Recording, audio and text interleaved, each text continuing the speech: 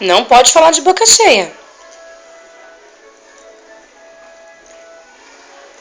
Você tá almoçando? Tá gostoso? Então tá bom.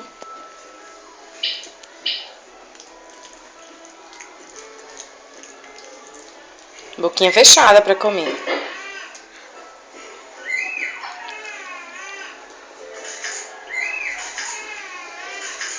Segura o copo com as duas mãos.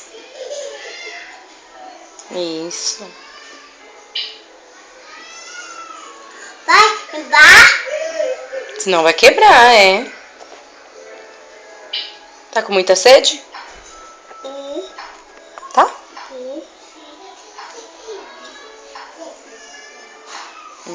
Você gosta de comer de colher grande, é?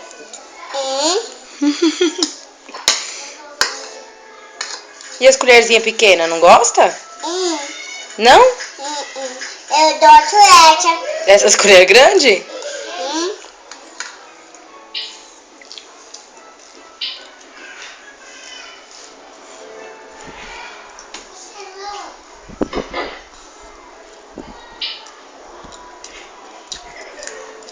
Boca fechada pra comer. Fechada. Porquinha. Fechada a boquinha. Depois a mamãe vai mostrar pra você.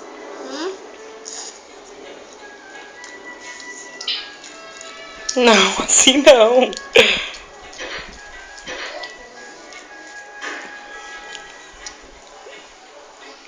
Deixa de ser porquinha.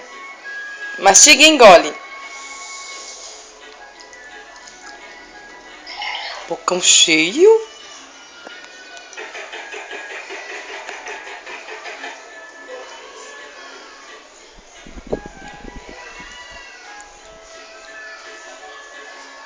Engole.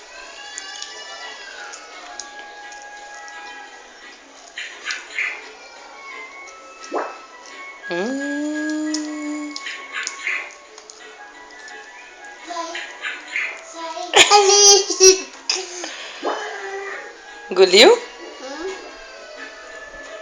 Dá um beijo na mãe agora. Vai comer mais? Come mais, come. Come tudo, come. Mamãe tá tirando sua concentração. Que mamãe ruim.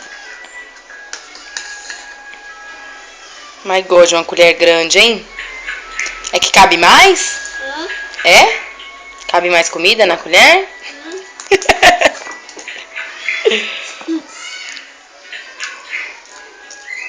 Boca fechada.